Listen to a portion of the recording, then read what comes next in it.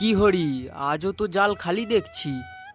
আমার কি আর তোমার মতো বরাদ আছে ভানুদা? আমি কোনো মানুষকে তো ঠকাই না, অথচ আমার সাথে যে কেন এমন এমন হয় বুঝতে পারি না।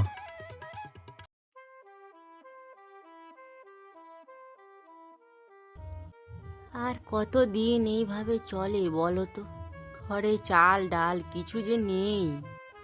কি করি বলো তো গিন্নি, জালটা এত ছিঁড়ে গেছে, মাছ মনে হয় জালে ধরা দিয়েও ফসকে ফসকে পালাচ্ছে।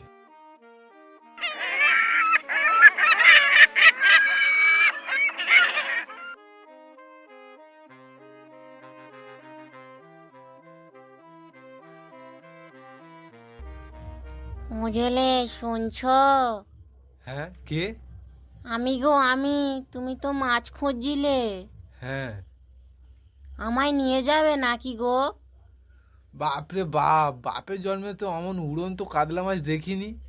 আমি আমি দৈব মাছ তোমার জন্যে আমায় পাঠানো হয়েছে।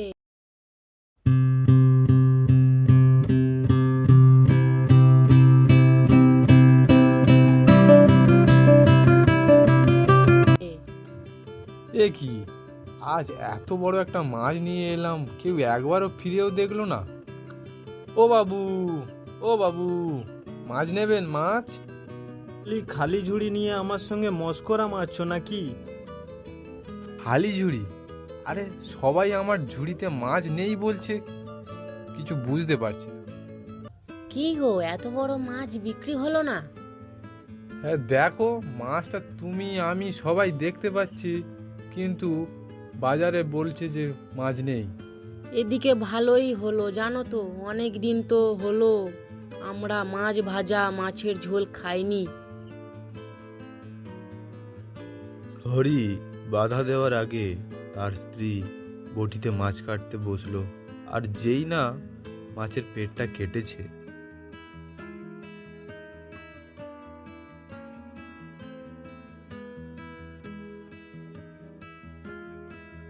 কে কে কে কে কে তুমি? আমি মেছভূত রে, মেছভূত। প্রভূত? মেছভূত? অনেক দিন আগে এক সাধুর অভিশাপে আমি মাছ হয়েছিলাম। আজ আমি মুক্ত। আমার জাদু বলে তুই আর তোর গিন্নি ছাড়া সবার চোখে আমি অদৃশ্য হয়ে থাকতাম। আচ্ছা, এই জন্যই আজ মাছটা বাজারে বিক্রি হলো না। কিন্তু আমরা এরম দিনের পর দিন না খেয়ে থাকবো বলো দেখি? বেশ বেশ, তোদের আমি 3 দিন সময় দিলাম। এর মধ্যে যা ইচ্ছা চেয়ে নে। তারপর 3 দিনের রাতে তোদেরকে আমার পেটের মধ্যে পুড়ে মাছ রূপে উঠতে উঠতে আমি আমার দেশে চলে যাব। এ কি সর্বনাশ হলো গো আমাদের! সেই রাতটা ওরা ভয় ভয় কেউই ঘুমাতে পারল না। অবশেষে হরি অনেক ভেবে একটা বুদ্ধি বের করলো।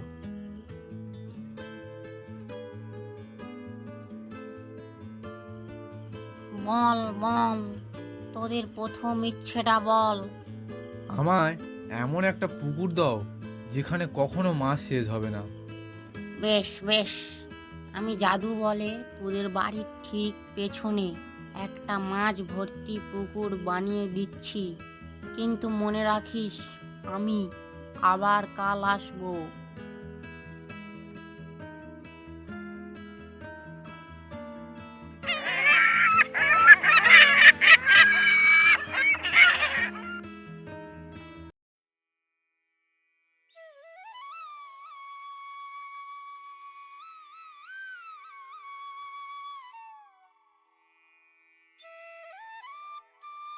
আজই তোর বিক্রি আর বিক্রি।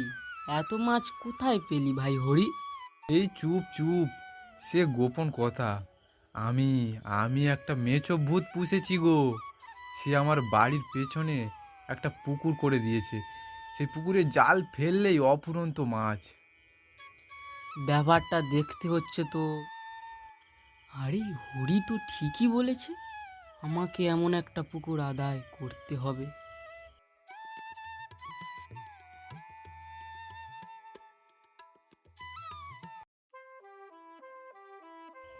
আজ কি চাস? আজ আজ আমাকে তুমি এমন একটা জাল দাও যা কখনোই ছিঁড়বে না।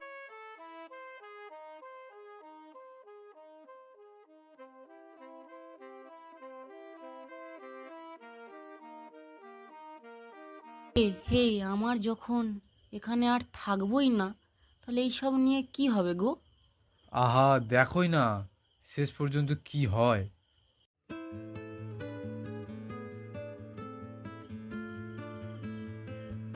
হরি, নতুন জাল মনে হচ্ছে। হ্যাঁ গো হ্যাঁ, আমার ওই পোষা মেছো ভূত আছে না, ওই দিয়েছে। বাবা, তোর এলেম আছে বটে। তা কিভাবে সেই মেছভূতকে বশ করলি? সে অনেক কঠিন মন্ত্র। এখন আমাকে দুটো বড় বড় বস্তা জোগাড় করতে হবে। বস্তা? হ্যাঁ গো, কাল সন্ধ্যাবেলা আমি আর আমার বউ গায়ের লোকের চোখ এড়িয়ে দক্ষিণে নদীর পাশে দুটো বস্তায় লুকিয়ে থাকবো। ডাইনি এসে আমাদের ফল ছুঁড়ে মারবে, তখন আমরা আমাদের নাম বলবো আর ডাইনি আমাদের নিয়ে সোনার দেশে উড়ে যাবে। হ্যাঁ গো হ্যাঁ, সোনার দেশে। বলিস কি ভাই, সোনার দেশ? হ্যাঁ গো, সোনা সোনা। ইস, আমি যদি অমন সোনার দেশে যেতে পারতাম।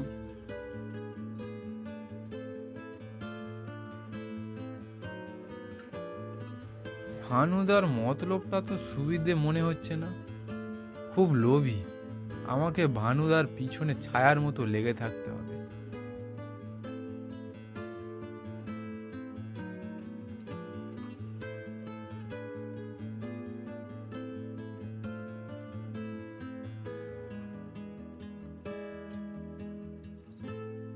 বল বল, তোদের কি ইচ্ছা? আজ তোদের শেষ দিন। কি আর চাইবো, স্বামী স্ত্রীতে যদি একটু সন্ধ্যাবেলা পর্যন্ত গল্প করতে পারতাম। সন্ধ্যাবেলা? আর কোনো বাহানা কিন্তু আমি আর শুনবো না। শেষ ইচ্ছা এক্ষুনি বল। আচ্ছা, আমায় এমন একটা সূঁচ দিতে পারো মেছোভূত, যেটা দিয়ে যাই সেলাই করি না কেন সেটা আর কখনো খুলে যেতে পারে না, পারো? এই আমার কোনো ব্যাপার নাকি? এই নে, আজ রাতে তোরা প্রস্তুত থাকিস কিন্তু।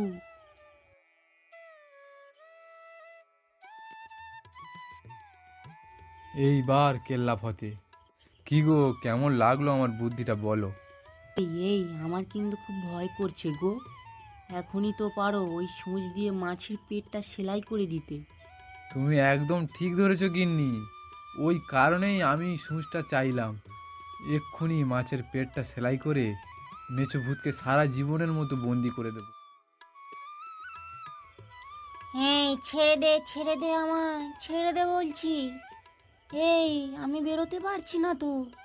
কে কে অমনটা করলি আমার সাথে? হরি গো হরি, আমি হরি গো। মেছো ভূত, নদীর মাছ, তুমি নদীতে ফিরে যাও। এরপর বাকি জীবনটা হরি আর তার বউ সুখে বসবাস করতে লাগলো।